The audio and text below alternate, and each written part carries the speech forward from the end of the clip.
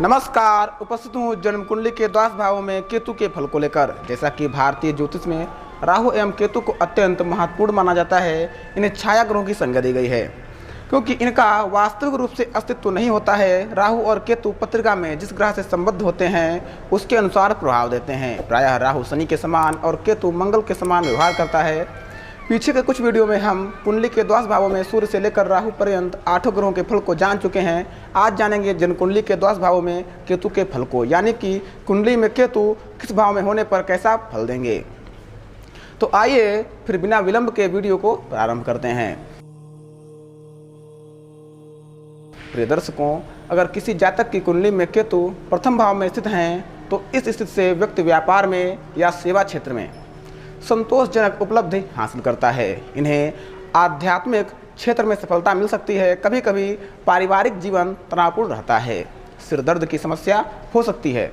लग्न में स्थित केतु की दृष्टि पंचम भाव पर पड़ने से जातक को यह भाग्यशाली, धनी एवं व्यवहार कुशल बनाता है। साथ ही संतान संबंधित परेशानी भी कभी कभी देता है।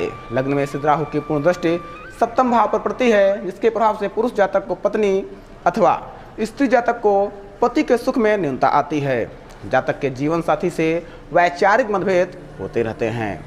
वहीं नवम भाव पर दृष्टि से भाग्य का साथ बराबर नहीं मिल पाता। जातक स्वयं से व अपने विचारों से परेशान व भयभीत रहता है।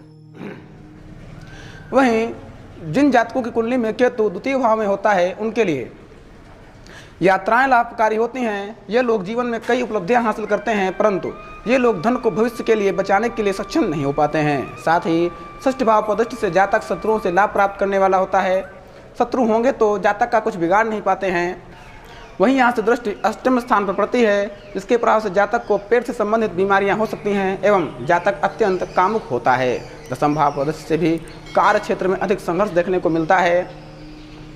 यदि कुंडली के तृतीय भाव में केतु स्थित हो तो व्यक्ति को ससुराल वालों से या दोस्तों और भाइयों से विशेष लाभ मिलता है।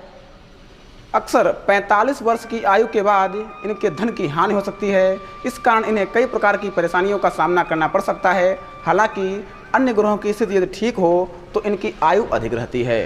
तृतीय भाव में केतु की दृष्टि सप्तम भाव पर पड़ेगी, जिससे दाम्पत्य सुख में कुछ कमी रहेगी, जिसे लेकर परेशानियां अवश्य रहेंगी। हाँ, यदि शुभ ग्रहों का संबंध भी रहेगा तब कोई विशेष समस्या नहीं। वहीं नवम भाव पर दृष्टि पड़ती है, जिसके प्रभाव से जातक का भाग्य कब बदले, कब उसे क्या प्राप्त हो जाए, इसका जातक को खुद ही पता नहीं होता। साथ ही एकादश भाव को भी देखेंगे तो लाभ तो होता है, लेकिन जातक के जो धन अर्जित करने के रास्ते होते हैं वह बेहतर नहीं होते, अथवा जातक नीच कर्म करके लोगों को धोखा देकर धन अर्जित करता है। हालांकि शुभ ग्रहों का प्रभाव होने से केतु अच्छा और आकस्मिक लाभ कराता है। कुंडली के चतुर्थ भाव में केतु हो तो इस स्थिति के कारण जातक समाज में तो प्रतिष्ठित होता है। ऐसे लोग अध्यापक, बड़ों और अपने पूरे कुल को जीवन में खुशी देने वाले होते हैं। हालांकि ये लोग कई प्रकार की बीमारियों से ग्रस्त रहते हैं, फिर भी इनका बचपन कहीं न कहीं ठीक ठाक रहता है।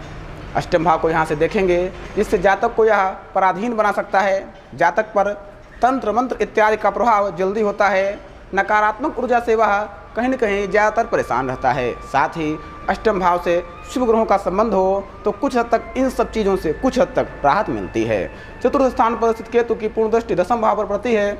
इसके प्रभाव से जातक के कार्य वैसे तो ठीक नहीं कहेंगे, परंतु यदि शुभ ग्रहों का संबंध हो तो फिर कार्य क्षेत्र में अच्छी सफलता प्राप्त करता है। वहीं द्वादश भाव को देखेंगे तो वे अधिक होगा, वो भी कोर्ट कचहरी के मामलों में, जो ठीक नहीं कहेंगे। हाँ, शुभ ग्रहों का संबंध होगा तो इसमें भी जातक को राहत मिलेगी। यदि किसी जातक की कुंडली के पंचम भाव में केतु हो तो जातक आर्थिक रूप से सक्षम रहने वाला होता है। इनका किसी से वाद विवाद भी नहीं होता है। इनके जीवन में 45 साल की उम्र के बाद बुरा समय आ सकता है। विशेष रूप से देखें तो संतान को लेकर कोई न कोई समस्या आ जाती है। यहाँ पंचम भाव में स्थित केतु की दृष्टि नवम भाव पर पड़ने से जातक ऐश्वर्यवान, भोगी, पराक्रमी एवं संततिवान होता है, परंतु शुभ ग्रहों से संबंध ना हो तो भाग्य का साथ उसे नहीं मिल पाता। जातक के आगे चलकर अपने बच्चों से ही संबंध अच्छे नहीं रहते। यहाँ से एकादश भाव पर दृष्टि पड़ती है, जिसके प्रभाव से जातक को आय में अचानक बहुत बड़ा लाभ होता है। कई बार जातक को क्षणों में हानि भी होती है। यहाँ से यह जातक को शेयर मार्केट जैसी जगह से भी जोड़ कर रखता है। नवम दृष्टि लग्न पर पड़ेगी तो जातक की यह मानसिक स्थिति के लिए ठीक नहीं, उसे किसी भी विषय को लेकर भ्रम बना रहता है।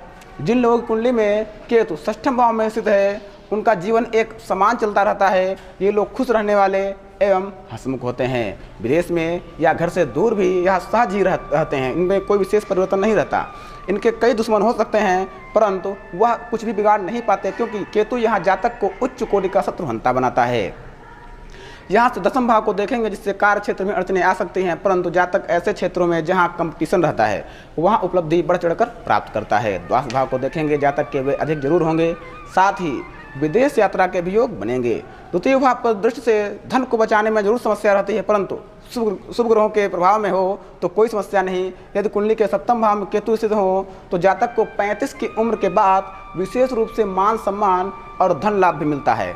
इन्हें अहंकार, झूठे वादे और अभद्र भाषा के कारण परेशानियों का सामना करना पड़ सकता है। कई बार जीवन साथी से भी मनमुटाव जैसी स्थिति बन जाती है। यहाँ से एकादश भाव को देखेंगे तो आय में कोई समस्या नहीं।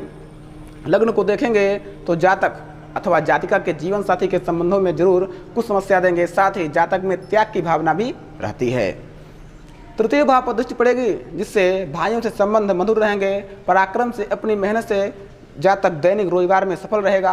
कुंडली के अष्टम भाव में केतु अच्छा माना जाता है, इस स्थिति के कारण व्यक्ति भावनापूर्ण होते हैं, सदा दूसरे का भला सोचने वाले होते हैं। जीवन में अक्सर 34 वर्ष के बाद यह बड़ी सफलता प्राप्त करते हैं। बीमारियां सदा बनी रहती हैं परंतु जातक को यह अध्यात्म से जोड़कर रखते हैं। द्वादश भाव को देखेंगे तो अपने जन्म स्थान से दूर जातक का भाग्योदय होता है। शुभ प्रभाव में नहीं है तो चोट से पेट में अधिक व्यय भी कराते हैं। द्वितीय भाव को देखेंगे तो आकस्मिक धन लाभ कराते हैं। अचल संपत्ति व पैतृक संपत्ति से जुड़े कार्य जो लंबे समय से रुके हुए थे उन्हें भी यह अपनी दशा अंतर्दशा में पूर्ण कराते हैं। वहीं चतुर्थ भाव को देखेंगे जिससे माँ के स्वास्थ्य को यह प्रभावित करेंगे, परंतु जातक को समाज में प्रतिष्ठित यह बनाता है। केतु की नवम भाव में स्थिति के कारण व्यक्ति योग्य और बहादुर होता है। केतु के कारण इन लोगों के पास पर्याप्त धन होता है, साथ ही ये ऐसे जातक धन संबंधी कार्यों में तेजी से सफलता प्राप्त करते हैं। यहाँ से लग्न को देखेंगे तो जातक का व्यक्तित्व प्रभावशाली रहेगा। व्यक्तित्व में कहीं न कहीं जल्द ही उभार आता है। नवम भाव में स्थित केतु की सप्तम दृष्टि तृतीय भाव पर पड़ती है जो कि पराक्रम व भाइयों से संबंधित है। तृतीय भाव पर केतु की दृष्टि से जातक के भाइयों से लगभग अच्छे संबंध होते हैं। जातक हालांकि पराक्रमी भी होता है। पंचम भाव को देखेंगे तो अध्ययन में समस्या, हालांकि ऐसे जातक अध्ययन करते हैं परंतु अक्सर बीच बीच में यह अध्ययन कार्य छोड़ते रहते हैं। साथ ही संतत संतान प्राप्त में भी समस्या रहती है, संतति देर से प्राप्त होती है। केतु की दसम भाव में स्थिति के कारण व्यक्ति प्रसिद्ध होता है। इनका झुकाव विशेष रूप से खेलों की ओर अधिक होता है। व्यक्तित्व इनका आकर्षक हो सकता है। द्वितीय भाव को देखेंगे तो धन रुकता नहीं पर होता है, ऐसा नहीं होगा कि धन ना हो। साथ ही जातक की यात्राएं लाभकारी होती हैं। चतुर्थ भाव पर दृष्टि से माँ के सुखों में कमी, परंतु शुभ प्रभाव में होने पर भूमि भवन वाहन का भी सुख पर्याप्त मात्रा में मिलता है। षष्ठ भाव पर दृष्टि से जातक के शत्रु या तो कम होंगे या कहें कि जातक शत्रुओं पर भारी पड़ता है, जातक शत्रुहंता होता है। एकादश भाव में केतु की स्थिति के कारण व्यक्ति हमेशा भविष्य के बारे में सोचता रहता है। इसी वजह से ऐसे जातक काम पर ध्यान नहीं लगा पाते हैं। हालांकि इनके पास पर्याप्त धन रहता है। ये मन में भयभीत रहने वाले लेकिन शरीर से कहीं न कहीं शक्तिशाली दिखाई देने वाले हो सकते हैं। यदि शुभ ग्रहों से संबंध हो तो ये लोग अच्छे व्यवस्थापक या शासक हो सकते हैं।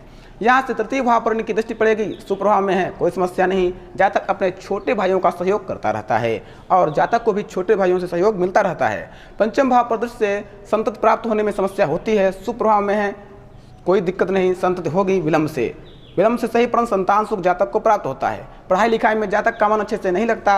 सप्तम भाव पर दृष्टि से जातक के जीवन साथी को यह कर्मठ बनाता है। अशुभ प्रभाव में होने पर दाम्पत्य सुख में कहीं न कहीं कमी रहती है।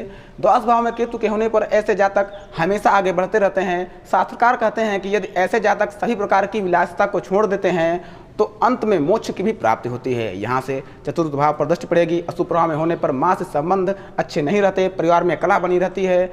शुभ प्रभाव में होने पर संघर्ष से सब कुछ ठीक रहता है। षष्ठ भाव पर दृष्टि जातक को उच्च कोटि का शत्रुहंता बनाती है। अष्टम भाव पर दृष्टि जैसा कि यह अध्यात्म का गुप्त ज्ञान का भाव है तो इसे देखेंगे आपकी अध्यात्म के प्रति रुचि बढ़ाएंगे। आपकी सोचने समझने की शक्ति बहुत ही अच्छी रहेगी। तो प्रिय दर्शकों, यह था जन्म कुंडली के द्वादश भावों में स्थित होने पर केतु का फल, जो आप सभी को अत्यंत सरलतापूर्वक समझ में आ गया होगा। वीडियो को अंत तक देखने के लिए आप सभी दर्शकों को धन्यवाद।